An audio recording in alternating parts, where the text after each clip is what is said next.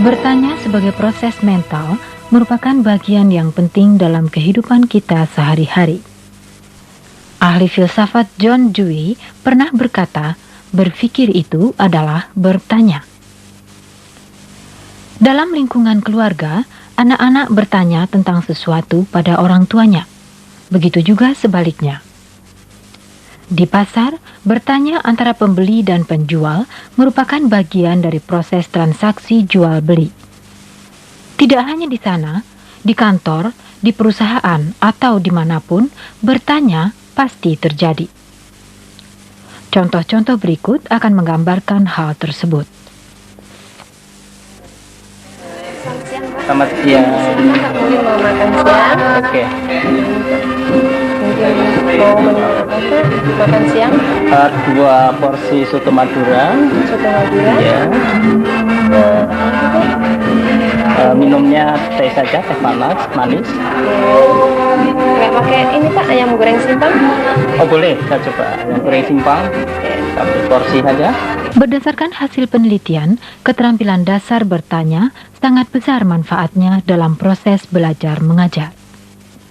Secara konseptual, keterampilan dasar bertanya harus dikuasai dan digunakan oleh guru untuk dapat membelajarkan siswa. Tujuan keterampilan bertanya adalah: pertama, untuk menimbulkan motivasi pada siswa. Kedua, untuk membangkitkan minat dan rasa ingin tahu siswa. Ketiga, untuk memusatkan perhatian mereka. Keempat, untuk melatih dan meningkatkan keterampilan mereka berpikir. Tujuan kelima adalah untuk mendiagnosis kesulitan belajar mereka. Tujuan keenam, untuk mengukur tingkat pemahaman siswa. Dan akhirnya, untuk mengembangkan cara siswa belajar aktif dan produktif. Untuk mencapai tujuan-tujuan tersebut, guru harus memiliki keterampilan dasar yang terdiri dari beberapa komponen. Komponen pertama dari keterampilan dasar bertanya adalah pemberian acuan. Untuk mempermudah siswa dalam menjawab, guru perlu memberi informasi-informasi yang menjadi acuan pertanyaan. Hal ini memungkinkan siswa untuk memahami, mengolah, dan memberikan jawaban secara tepat. Contoh berikut akan memberikan gambaran yang lebih jelas. Ini ada 1 persegi panjang. Persegi panjang ini Bapak lipat menjadi 2 bagian. Sehingga yang satu menutup yang lain secara tepat. Lalu yang satu bagian Bapak beri bayang-bayang semacam ini. Ya. Jadi bagaimana luasnya atau besarnya yang berbayang-bayang dengan yang tidak berbayang-bayang ini? Komponen kedua, pengungkapan secara jelas dan singkat. Pengungkapan pertanyaan oleh guru harus jelas dan singkat agar mudah dipahami siswa seperti contoh berikut ini. Kalian bisa membedakan beberapa variasi suara yang membentuk intonasi tadi. Coba sekarang sebutkan unsur-unsur apakah yang merupakan pembentuk intonasi itu. Komponen ketiga adalah pemusatan. Pertanyaan yang diajukan guru harus memusat pada tugas atau jawaban tunggal. Mula-mula, pertanyaan dapat bersifat luas, tetapi kemudian harus disusul dengan pertanyaan yang lebih sempit. Adegan berikut akan menggambarkan arah pertanyaan dari yang luas ke yang sempit. Perhatikan apa yang Bapak pegang ini. Perhatikan saja dulu.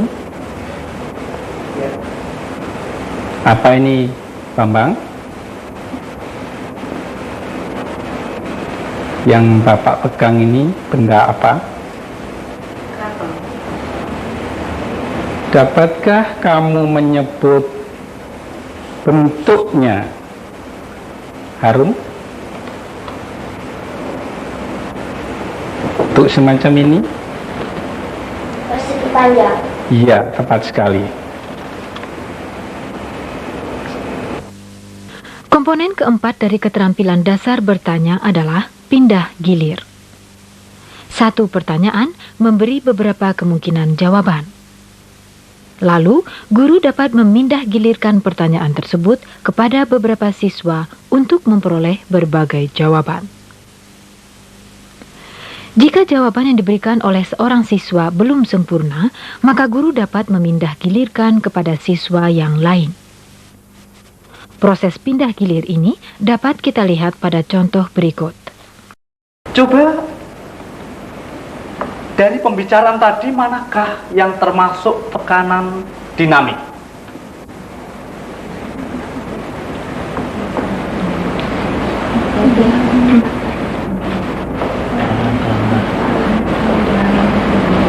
Nah, Vivi kelihatannya sudah siap menjawab. Orang yang akan dilanggar. Orang yang akan dilanggar. Coba tirukan tadi bagaimana pembicaranya. Berhenti, Bang. Iya. Barangkali temanmu yang lain bisa menolong. Vivin, Hai, ke sini. mungkin ada contoh lain. Ucu? Bangsat. Bagus sekali. Bangsat. Kita lihat pula sekarang komponen keterampilan yang kelima, penyebaran pertanyaan. Agar semua siswa ikut terlibat dalam proses belajar, maka penyebaran pertanyaan secara acak hendaknya dilaksanakan oleh guru. Adegan berikut membantu memperjelas konsep penyebaran pertanyaan tersebut. Kalau kita perhatikan contoh itu, ada berapa baris, berapa kolom yang dimiliki oleh matriks yang tertulis, Bapak tulis. Coba, Teddy. Matriks tersebut terdiri dari 3 baris dan 3 kolom. Bagus. Matriks yang demikian disebut matriks bujur sangkar, karena banyak baris dan banyak kolomnya sama. Bisa kita lihat bahwa unsur 4 itu terletak pada baris ketiga, kolom ketiga. Tentu kalian bisa mencari baris keberapa, kolom keberapa dari unsur-unsur yang lain. Siapa yang dapat menunjukkan unsur 3? Ini terletak pada baris keberapa, kolom keberapa? Coba, Vida. Unsur 3 terletak pada baris pertama dan kolom pertama. Apakah benar, Penny? Bagus. Jadi dengan demikian saya melihat kalian sudah bisa memahami konsep matriks. Sekarang siapa yang bisa menuliskan satu contoh matriks yang terdiri dari 3 baris, 2 kolom? Coba Dian. Komponen keenam dalam keterampilan bertanya adalah pemberian waktu berpikir sejenak. Sebelum menunjuk siswa untuk menjawab, guru harus memberi kesempatan berpikir kepada mereka. Teknik ini digunakan terutama untuk pertanyaan yang lebih kompleks, agar siswa mendapat kesempatan untuk menemukan dan menyusun jawaban. Pemberian waktu berpikir ini dapat kita lihat dalam contoh berikut. Perhatikan baik-baik. Iya, dilanggar sepeda tadi pagi. Kedua, iya, dilanggar sepeda tadi pagi. 3, iya, dilanggar sepeda tadi pagi.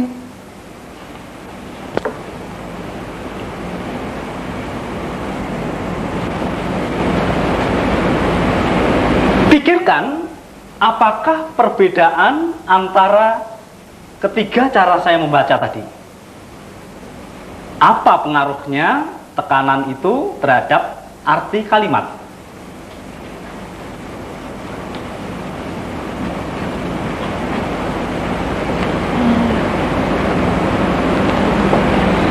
Rupanya Wina sudah siap menjawab. Bagaimana Wina? Yang pertama yang dipentingkan iya. Keterampilan yang ketujuh adalah pemberian tuntunan. Guru perlu memberikan tuntunan bagi siswa yang menemukan kesulitan atau bagi siswa yang tidak dapat menjawab.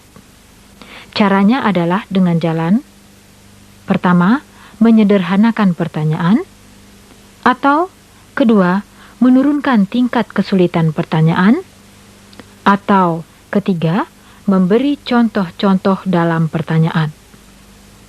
Cara pemberian tuntunan ini terlihat pada contoh berikut. Ya, Dan yang seluruhnya. seluruhnya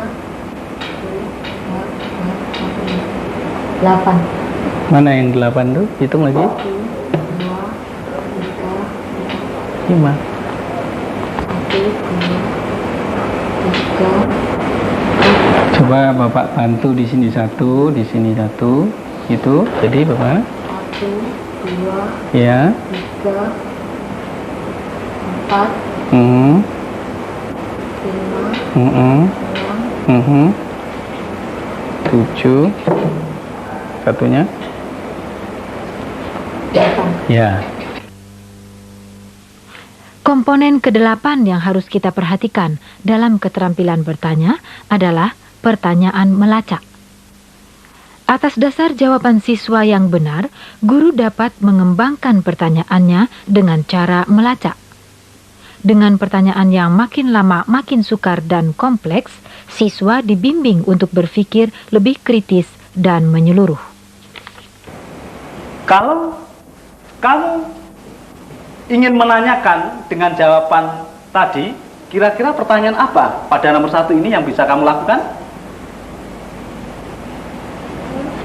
Kalau kamu ingin bertanya dengan jawaban iya dilanggar sepeda tadi pagi, pertanyaan apa yang bisa kamu lakukan? Siapa yang dilanggar sepeda tadi pagi?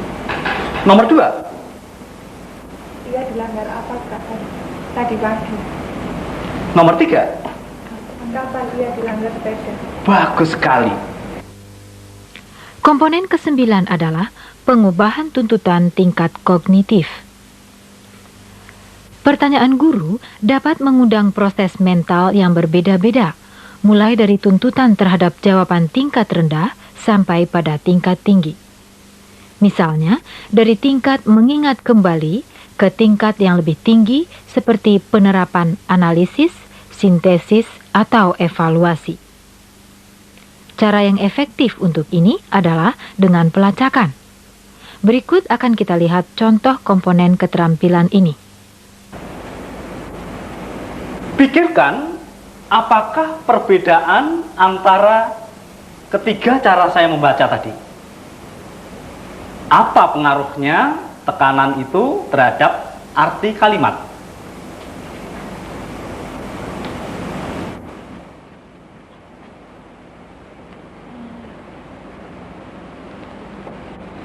Rupanya Wina sudah siap menjawab. Bagaimana Wina? Yang pertama yang dipentingkan iya. Waktu dilanggar sepeda tadi pagi. Jadi yang dipentingkan orangnya. Kedua? Nomor 2? Kedua bendanya. 3? Waktunya. Jadi kalau demikian, bagaimanakah menurut pendapatmu pengaruh tekanan waktu itu kepada kalimat?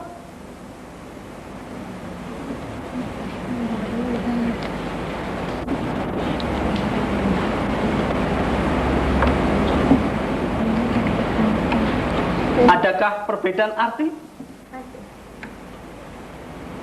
Perbedaannya di mana? Pada kalimat 1, 2, 3? Tekanannya. Pada kalimat 1 ditekankan pada kata apa? Iya. Kalimat kedua? Sepeda. Kalimat ketiga? Pagi. Saudara, Anda telah mengikuti penjelasan singkat disertai contoh-contoh penggunaan komponen-komponen keterampilan dasar bertanya. Hari ini Berikut Bapak ini Anda akan melanjutkan menyaksikan bagaimana seorang guru menggunakan komponen-komponen tersebut Minggu yang secara lalu, terpadu Bapak di dalam telah suatu menjelaskan episode mengajar.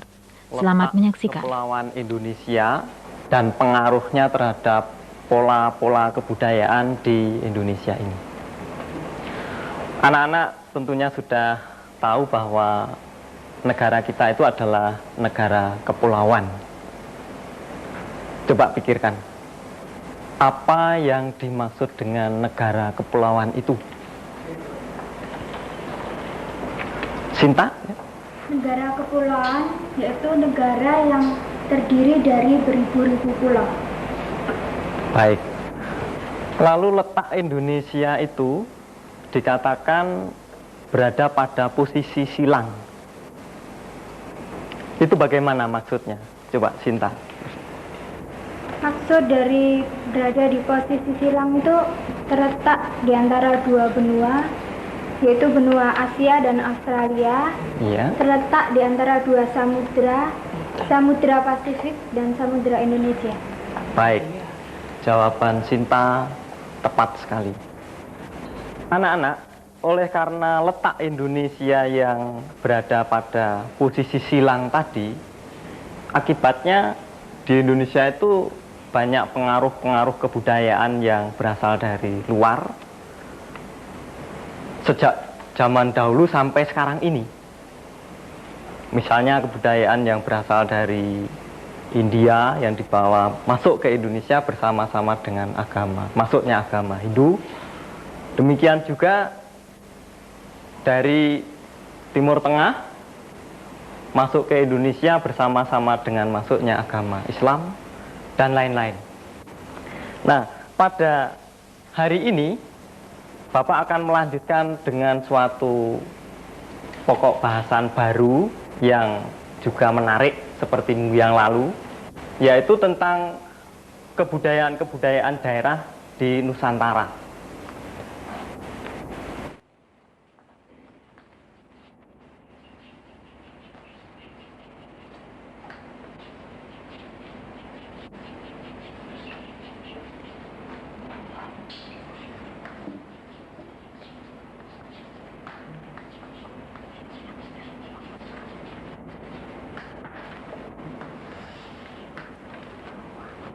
Coba sekarang pikirkan, apakah yang dimaksud dengan kebudayaan itu? Coba yang bisa angkat tangan. Febri coba. Satu bentuk dari hasil karya manusia yang berupa benda atau buah pikiran. Bagaimana Yuno terhadap jawaban temanmu Febri tadi? Pendapat. Kebudayaan ini adalah luas sekali.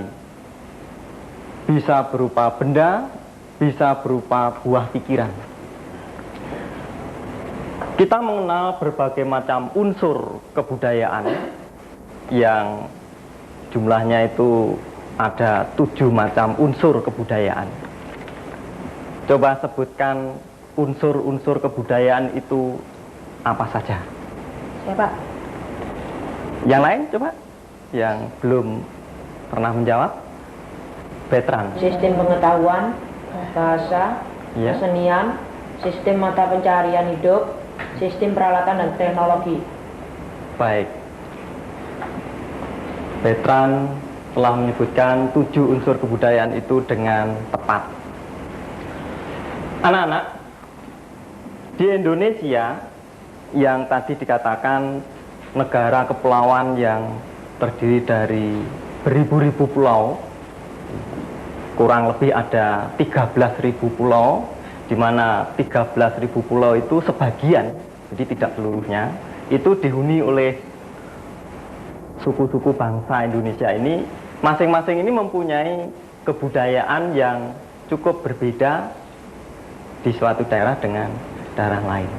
Bahkan dalam satu pulau itu bisa terjadi kebudayaannya itu antara daerah yang satu dengan yang lain itu berbeda. Nah, kebetulan anak-anak ini Bapak membawa gambar yang bisa memperjelas mengenai perbedaan tadi. Gambar nomor 1, coba perhatikan. Bisa lihat? Ini gambar candi mana? Adi, coba. Candi Jawa Tengah, Prambanan. Ya? Candi Prambanan. Baik. Candi Prambanan itu candi agama apa itu? Agama Hindu. Bagaimana, Yuno? Ya, betul. Baik. Kemudian ini anak-anak. Ini gambar apa ini? Ya Pak. Yang belum, coba tulis. Rumah Gadang, Rumah adat mana ini? Minangkabau. Di daerah mana Minangkabau itu? Ya Pak. Iya, Yuno. Cirinya apa yang bisa membedakan dengan rumah di daerah lain? Pada atap rumah dapat timbun tanduk. Lalu ada bentuk kesenian daerah yang sudah cukup terkenal seperti ada dalam gambar ini. Nah, sebelum ke sana kita perlu mengerti dulu mengenai kesenian. Kalau tadi kita sudah bicara kebudayaan, sekarang kesenian. Kesenian itu apa artinya? Uyi, coba. Karya yang memiliki keindahan. Ya, betul, Yuno? Benar, karya manusia yang Baik. Ada berapa macam jenis-jenis seni, kesenian itu? Coba Uyi lagi. Seni rupa, seni suara, seni drama, seni bangunan. Coba masih ada yang bisa menambahkan? Yuno? Seni tari. Kalau seni tari itu dengan seni bela diri apa itu yang menjadi gerakan itu adalah badan manusia. Jadi termasuk dalam seni Seni tari. Drama. Ini drama. Ya, itu termasuk dalam jenis seni yang mempunyai sasaran itu gerakan dari tubuh manusia. Coba seni apa itu namanya? Coba diskusikan dengan teman yang terdekat. Coba. Seni tari. Termasuk di dalamnya seni tari. Jadi seni tari, seni drama, lalu seni yang berupa gerakan badan tadi, seni bela diri, seni olahraga. Olahraga itu yang gerak apa? Badan. Kalau begitu, seni tari itu termasuk seni, ya? Ya, seni gerak. Jadi, nah, anak-anak, di samping seni gerak tadi disebutkan ada seni suara. Bapak akan memutar sebuah kaset. Coba dengarkan. Ini termasuk seni musik atau seni suara, berasal dari daerah mana? Coba perhatikan semua.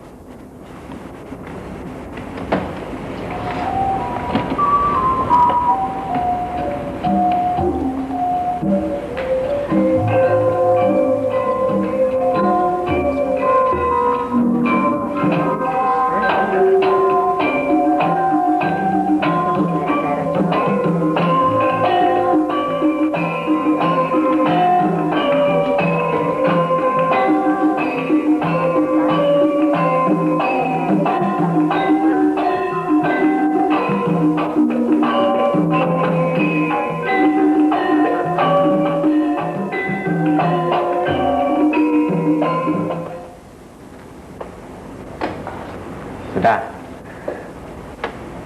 Ini tadi seni musik dari daerah mana? Siapa? Coba Petra. Jawa.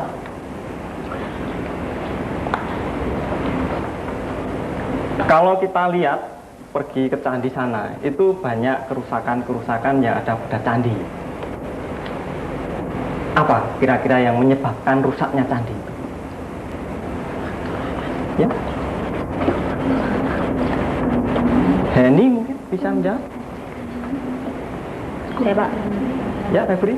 Para pengunjung candi yang tidak mengetahui arti yang sebenarnya seni dari candi tersebut, seni budaya dari candi tersebut. Ya, itu salah satu dari penyebab kerusakan candi. Ada penyebab yang lain? Coba, Betran? Faktor alam. Bagaimana yang dimaksud dengan faktor alam? Karena terkena hujan dan panas. Ya, itu adalah beberapa penyebab dari kerusakan candi, terutama mengenai kerusakan yang berasal dari manusia tadi, jadi yang dikatakan Febri. Itu diharapkan anak-anak kalau pergi ke candi itu jangan menambah kerusakan di sana. Jadi peninggalan itu perlu kita lestarikan supaya bisa juga dinikmati oleh generasi kita yang akan datang. Anak-anak rupanya waktunya sudah habis ini. Pelajaran Bapak akhiri sampai di sini dulu dan kita lanjutkan pada kesempatan lain. Dari penjelasan dan contoh-contoh yang sudah kita lihat tadi, dapat disimpulkan bahwa agar proses pembelajaran berlangsung secara hasil guna, maka guru perlu menguasai dan terampil menggunakan komponen-komponen keterampilan bertanya. Komponen-komponen itu adalah: pertama, memberi acuan sebelum bertanya. Kedua, pengungkapan secara jelas dan singkat. Ketiga, pertanyaan diajukan dari yang umum ke yang sempit. Keempat, memindahkan giliran pertanyaan kepada siswa lain. Kelima, menyebarkan pertanyaan secara merata. Keenam, memberi waktu berpikir kepada siswa sebelum menjawab. Ketujuh, menuntun siswa untuk menemukan jawaban. Kedelapan, pertanyaan melacak. Dan akhirnya, pengubahan tuntutan tingkat kognitif. Dalam mengajukan pertanyaan, seringkali guru mempraktekkan kebiasaan-kebiasaan tertentu yang sebenarnya harus dihindari. Kebiasaan-kebiasaan tersebut adalah: 1. Memancing jawaban serentak.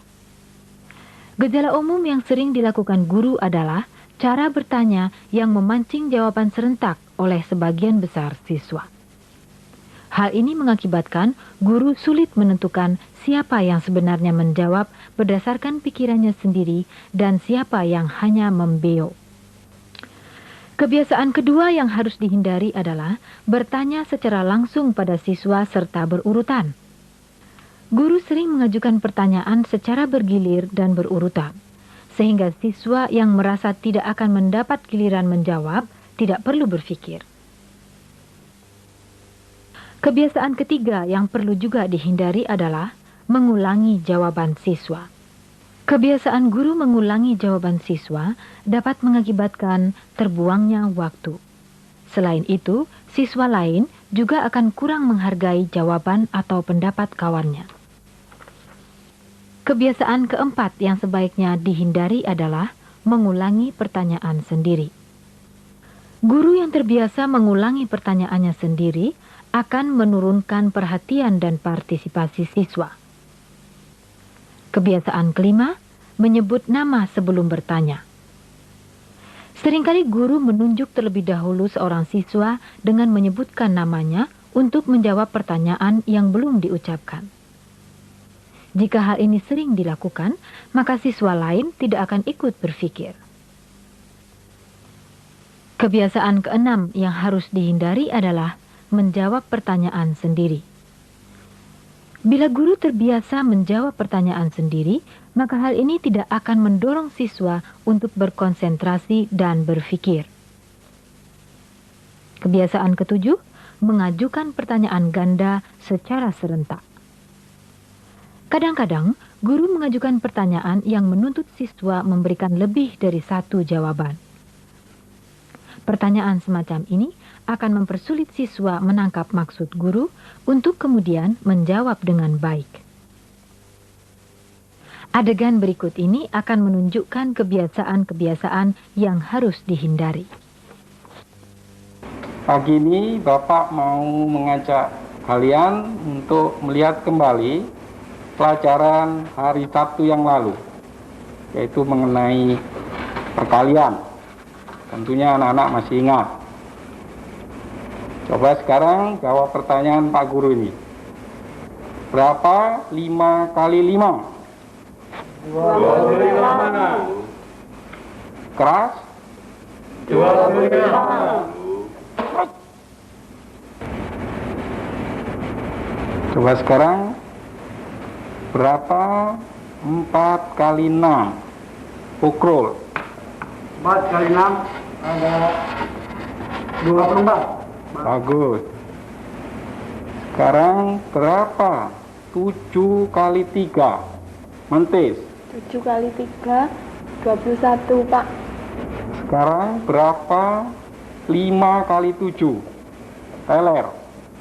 5 kali 7 ada 35, Pak Guru.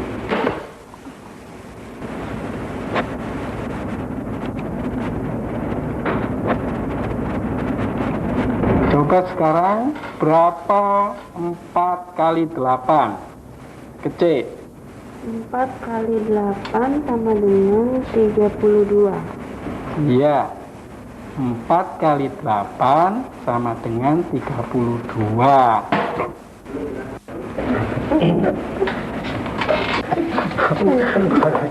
Anak-anak sekarang perhatikan pertanyaan Pak Guru berikut ini baik-baik ya. Kalau dalam satu kelas ini ada 6 siswa, berapa banyaknya telinga mereka?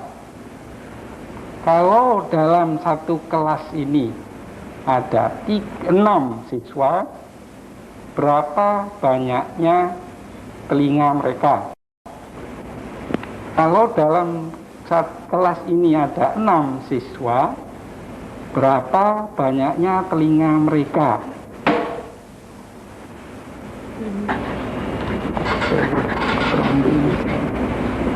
Coba sekarang telo.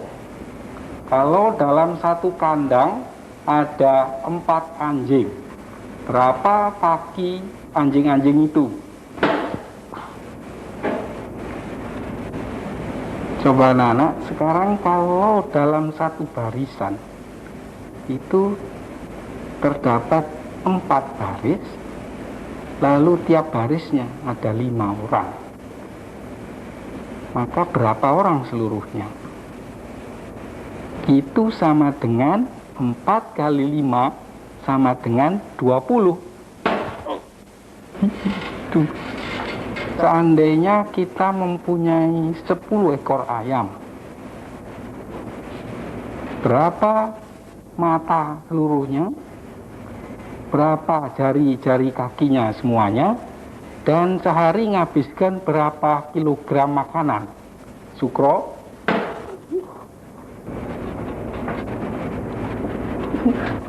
Nah, Anda sudah menyaksikan komponen-komponen keterampilan dasar bertanya yang harus diperhatikan dan kebiasaan-kebiasaan yang harus dihindari dalam bertanya. Mudah-mudahan Anda dapat menerapkannya dengan baik. Selamat mengajar.